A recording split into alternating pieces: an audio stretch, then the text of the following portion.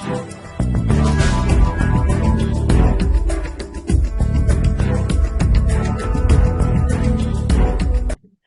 everyone. I'm at the airport, RFA Kennedy, and Matthew Coleman, Alcas football analyst. He's joining me from Qatar. You're at the studio as well. How are you, Matt? Yes, very well, thank you. Good to have you at the Capital Show. I'm gonna first ask you about President Trump and his affection towards sports. You have many friendship with WWE, UFC. How politics and sports can be combined together for better results for humanity? Well, that's a very certainly a very interesting question, and it's something that's it's not just that President Trump has. If you look at it from the boxing and the UFC standpoint, of course, he has that relationship with Dana White, which is a big one. And there's the talks about the fight at the end of the year about on the White House lawn and things like that. But there's also a huge crossover with football and soccer, which with Gianni Infantino, and we've sort of seen that play out recently. That although sport wants to think of itself as sort of apolitical, that more and more that these things are crossing over. And Gianni Infantino, who is somebody who is obviously has a massive influence from his time in Qatar and with the upcoming World Cup in Saudi Arabia, but also with the US. And we see that so at the presidential inauguration, there was such a small guest list, but Gianni Infantino was one of those, and the Club World Cup was being announced, and he's there in the Oval Office. And I suppose the natural progression of that was when we had the Gaza peace talks that were in Egypt, and somebody who should have no relationship and no crossover with the current situation that's happening in Israel and Palestine is suddenly there in Gaza for these talks. So, look, although we'd like to think that it's yes, that sport and politics are separate, we're seeing more and more that there's such a crossover of these interests, especially with President Trump, and this is continues with Gianni Infantino and Dana White and everything. We can see that even golf business is like expanding, and President Trump,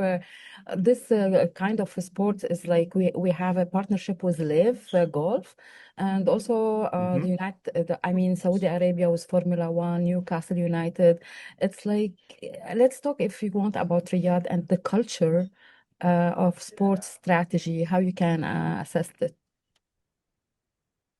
Well, sport is extremely unique in the fact that not only is it big business, that it has this like ultimate brand loyalty. Like, under no other circumstances, I guess, would you continue to buy a certain brand of car for 40 years if every single year it underperformed expectations massively and broke down. So what this means is that there's not only this loyalty to their team, but they end up being de facto cheerleaders for the regimes that own them. And using Newcastle United with the Kingdom of Saudi Arabia as the prime example, like, under no other circumstances would there be this loyalty or synergy between the people of Northern England and the Kingdom of Saudi Arabia. But investing in the soccer team also means investing in a community who end up being spokespeople for your country. And that's a valuable and underappreciated commodity. And of course, by hosting these massive events under the guise of sport, it really is a brilliant way to encourage people to visit your country who would never under normal circumstances. I mean, I'm here in Qatar at the moment for the 2022 World Cup. That's the reason that I came over. I would have never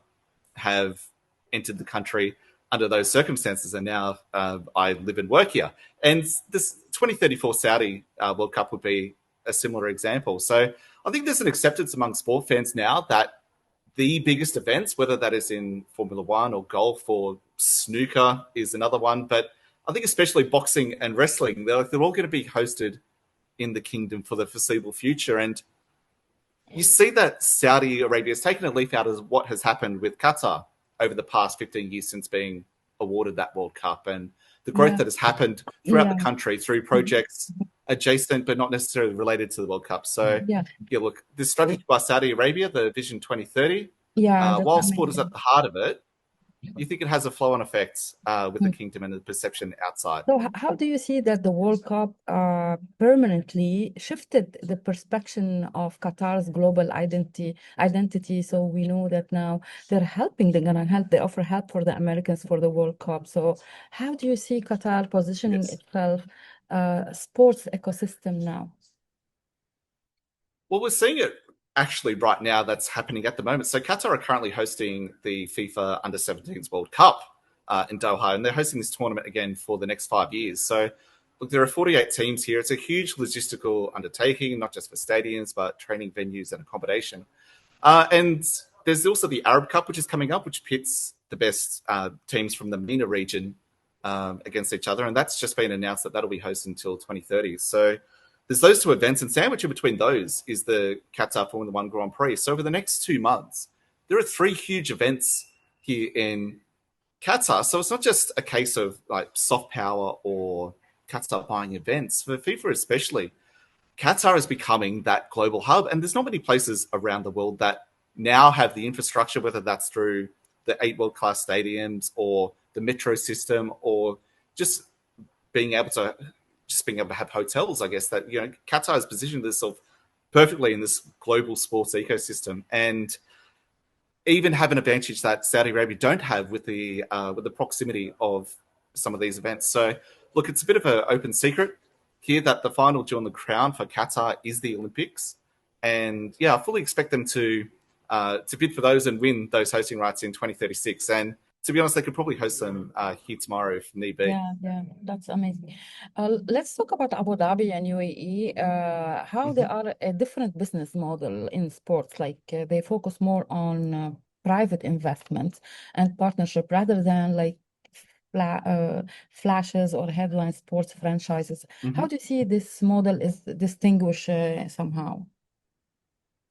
Yeah, well, I think it could be argued that while the UAE has had like a massive head start in investing in sports leagues, like the prime example is Manchester City all the way back in 2008.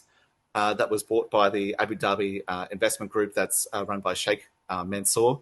And they've sort of have that divergent model where they're sort of more of a global hub for business that attracts investment from all around the world, like, particularly Western countries flock to it for the tax-free opportunities. Like you do, I don't know, I guess you sort of wonder how viable that is in the long term. That investment where they're so reliant on people from other countries to invest the money in the UAE, but that's only if they feel that there's money to be made. Like if we've reached a saturation point, or what seems to be more likely by the day, like a financial crisis, then foreigners are probably more likely to withdraw that investment. So I think while the UAE's strategy has been more financially sustainable over the period of, say, like the last 25 years, there's a chance if that private capital goes elsewhere, that Qatar and Saudi Arabia are the ones that are most likely to benefit. And it's not just I think there's that security there for the Kingdom of Saudi Arabia, and the trillions of dollars that is in that public investment fund. Yeah. So I think that buys Saudi Arabia a lot of things, but most importantly, I think the thing that buys them is time, and time whether they can I guess like take advantage of a changing political landscape and apply the soft power when required. Matt, let's talk about the athletic perspective from this side. How the athletes Mhm. navigating this can navigate this shift. Is this simply about higher payments, or is there a real culture and Mm. lifestyle appeal developing in the Gulf? We have many examples. Can you give us more details on this? Yeah, I think this is something that has really sort of changed over the last 5 to 10 years, and I'm sort of using this from a local example with the Qatar Stars League, where I think Qatar and the Kingdom of Saudi Arabia in particular are demanding a lot more from the athletes than just signing them to their leagues. Like it's a lot more of a two-way transaction nowadays. So whereas previously you had big names at the end of their career who would come to the Gulf for one last payday and perhaps not put in their best performances and collect a big paycheck at the end of the day. But we're seeing more prominent athletes, like whether that's in the prime of their careers or in their late prime, coming to the Gulf. And while that is financial, I think in a lot of circumstances that like the states have wisened up. Like they're not just going to be signing footballers or golfers, in the case of Liv or snooker players, um, they're ambassadors for the country. And Cristiano Ronaldo, while not the first, was certainly the largest name to come over to Saudi while still at a high level. And that set the ball rolling with people like Neymar and Ivan Toney and Roberto Firmino to come and play these Saudi sides. And bringing players over while still at their peak gives legitimacy to these leagues. But I think there is an element that these players obviously have the massive financial advantage of coming to these leagues, but there's less pressure and less scrutiny and things like not being mobbed while they go down the street. So I think it's very easy for these names to remain relatively anonymous in Riyadh or Doha compared to Europe and South America, and also have that benefit of the bigger payday.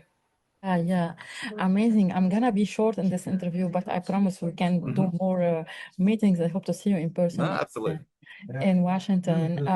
What do you think about the streaming, the media battle, the broadcasting rights, the platform, the stadiums, the teams? Can you brief us on who's winning the narrative in global sports media, and what is your approach in this matter? Well, as somebody who works for a television company in Qatar, I have a vested interest. But I think we've been waiting for the broadcast bubble to burst for a while, whether that's in America or whether that's in Australia or around the world. But that increase in rights fees, it doesn't seem to be abating just yet.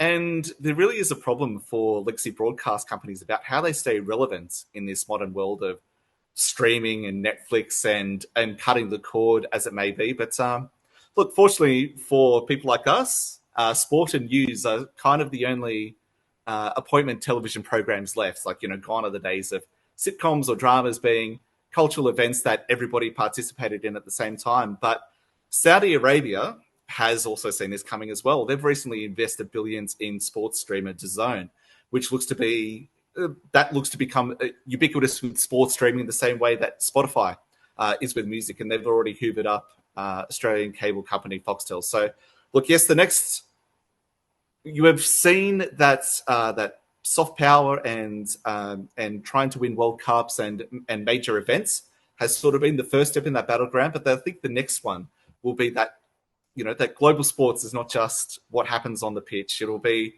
who can control the media and who can control the media narrative as well. So, look, it's difficult to see just how that plays out and who comes up on top. Whether that's whether that's America, whether that's Qatar, whether that's Saudi Arabia. I think everybody is sort of well positioned to see whether that's the American entities or DAZN or being in Qatar, which one ends up being the last man standing.